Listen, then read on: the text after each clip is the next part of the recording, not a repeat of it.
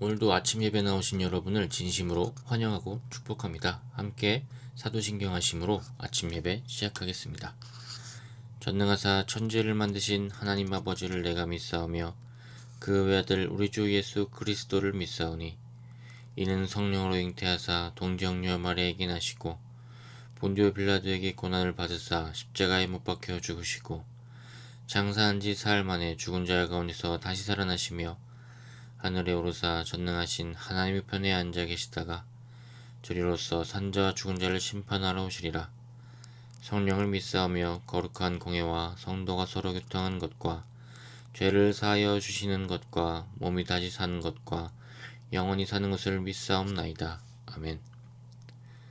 오늘 함께 읽을 말씀은 시편 117편 1, 2절입니다. 말씀 읽겠습니다. 너희 모든 나라들아 여호와를 찬양하며 너희 모든 백성들아 그를 찬송할지어다. 우리에게 향하신 여호와의 인자하심이 크시고 여호와의 진실하심이 영원함이로다. 할렐루야. 아멘. 시편 117편은 성경에서 가장 짧은 장입니다. 그러나 이 두 구절로 이루어진 117편은 우리가 해야 할 일과 그리고 하나님의 성격을 우리에게 잘 알려주고 있습니다. 117편은 1절에서 찬양할 것을 이야기하고 2절에서는 왜 찬양하는지, 누구를 향해서 찬양하는지 알려주고 있습니다. 바로 그것은 하나님의 인자하심과 진실하심이 영원하기 때문입니다. 이것을 히브리어로 하면 인자하심과 진실하심은 헤세드와 에메트입니다. 그 중에 헤세드는 특히 구약을 관통하는, 구약에서 전체적으로 우리에게 알려주려 하는 하나님의 성격입니다. 사실 하나님의 선하심이 어떤 것이냐고 물어보면 우리는 쉽게 답할 수 없습니다. 그럴 때 바로 우리가 떠올려야 되는 것이 헤세드라는 단어입니다. 그렇다면 헤세드, 하나님의 어떤 자비하심, 인자하심이 어떤 것을 의미할까요? 이 단어는 사실 우리나라 말로 사랑이나 자비라는 단어로 가두기에는 너무나 큰 단어입니다. 이 단어는 우리가 정확히 알 필요가 있는데요. 쉽게 말하면 우리가 평상시에 말하는 사랑과 비교하면 이해하기 쉽습니다. 평상시에 우리가 일반적으로 말하는 사랑은 어떤 감정적인 것과 매력적인 것과 어떤 가치에 관한 것을 이야기한다면 헤세드는 언약 관계로 이루어진 사랑을 말합니다. 그러니까 상황에 따라서 변할 수 있는 우리가 일반적으로 말하는 사랑과는 다르게 헤세드는 변함없는 사랑을 말하고요. 우리가 평상시에 말하는 사랑은 받는 이의 자격에 따라서 아니면 내가 얼마나 받았는지에 대해서 생각한다면 헤세드는 주는 사람의 의지가 확고하다는 것에 집중된 사랑입니다. 그렇기 때문에 이 언약 관계로 이루어진 사랑이기 때문에 우리는 영원히 이것을 의지할 수 있고 이것을 담보할 수 있는 것이죠. 이것을 가장 설명을 잘한 성경의 어떤 본문은 룻기입니다. 룻기는 사실 말이 안 되는, 일상적으로 우리가 봤을 땐 말이 안 되는 그런 운명의 여인을 설명해 주고 있죠. 룻이 사실 시어머니에 대해서 끝까지 따라가지 않았어도 되거든요. 남편도 죽었고 그리고 시어머니와 함께 갔을 때 충분히 재산이 있지도 않았고, 그러나 언약 관계에서 사랑하는 것을 저버리지 않고 나아갔을 때 이 헌신이 그저 들리기만 해도 보아스의 마음을 감동시켰고, 그리고 또 하나님은 다윗 왕의 계보 안에 룻을 넣어주셨습니다. 이 헤세드는 세상이 봤을 때 그냥 듣기만 해도 감동적인 사랑이고 또 크게 사용되기에 여지없는 사랑입니다. 또 현대사회에 살아갈 때 이 헤세드는 필수적입니다. 현대사회는 매우 각박합니다. 완충지대가 필요합니다. 거래관계로 우리는 가득 차 있는 지역에서 쉴 수 있는 공간이 필요합니다. 그럴 때 바로 우리의 불안을 견디게 해주는 상수인 사랑, 그것이 바로 헤세드인 것입니다. 변하지 않습니다. 어떤 상황에서도 나를 포기하지 않는 사랑이 있다는 그런 믿음을 우리에게 가지게 하는 것, 그것이 바로 예수 그리스도가 십자가에 돌아가심으로 인해 맺으신 언약적인 사랑입니다.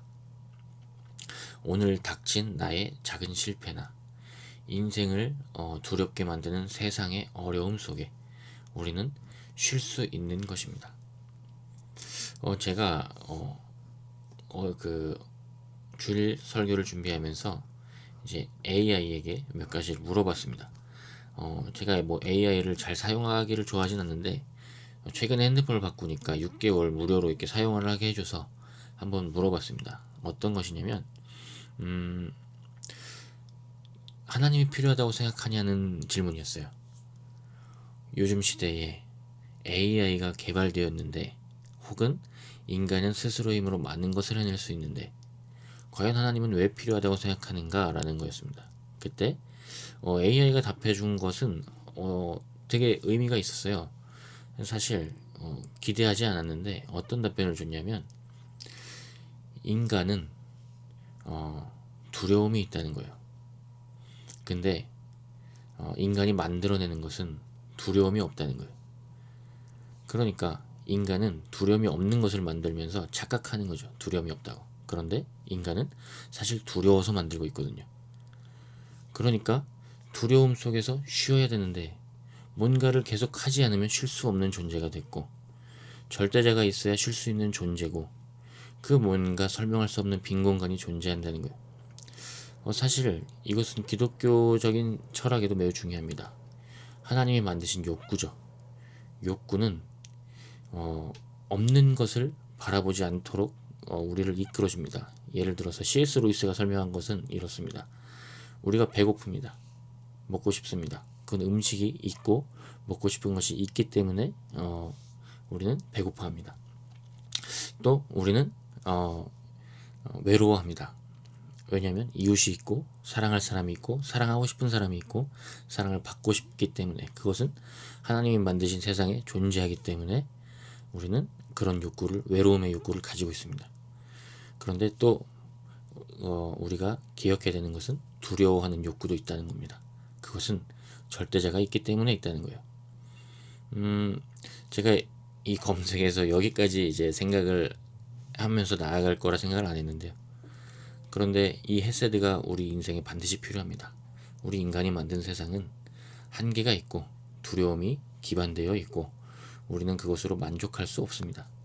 어디선가는 만족해야 되고 쉴 수 있어야 되는데 그것이 바로 절대자이신 하나님이 주신 언약의 관계 안에서 우리는 두려움을 이해할 수 있고 두려움에 쫓기지 않고 쉴 수 있다는 것을 우리는 믿으며 나아가야 됩니다. 그래서 이번 한 주 우리 헤세드를 기억하면서 하나님의 사랑하심, 자비하심, 언약관계의 우리를 놓아주심 그것에 대해 감사하면서 한 주를 승리하시기를 축복합니다. 감사합니다. 하나님 감사합니다. 우리로 하여금 평안히 쉴 수 있게 하신 하나님 그 인자하심 속에서 우리가 쉼을 누립니다. 하나님 우리는 사실 많은 것을 이루지만 그 안에 두려움이 있다는 것을 잊곤 합니다. 우리가 그것을 잊지 않고 다시 한번 겸손하게 하시고 그리고 또한 겸손함과 안전함과 그리고 성실함을 함께 가져갈 수 있는 성숙한 그리스도인이 될 수 있도록 우리를 이끌어 주옵소서. 117편의 후렴구가 우리 인생의 후렴구가 될 수 있도록 도와주옵소서. 감사합니다. 예수님의 이름으로 기도드립니다. 아멘. 오늘도 주님 안에서 행복하시기를 축복합니다. 감사합니다.